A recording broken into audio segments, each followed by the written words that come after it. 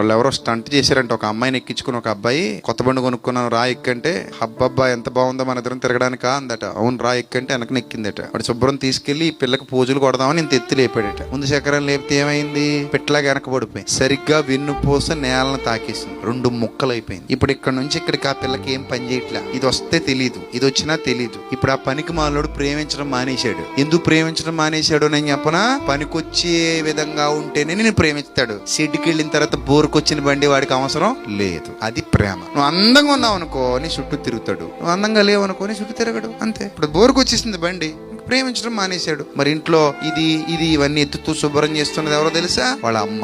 డాక్టర్లు చెప్పేశారు పైనుంచి నేరుగా నేలను తాకేయటం వల్ల 2 ముక్కలు అయిపోయిందండి అని చెప్పేశారు. జీవితం ఎప్పుడూ ఒకలా ఉండదు.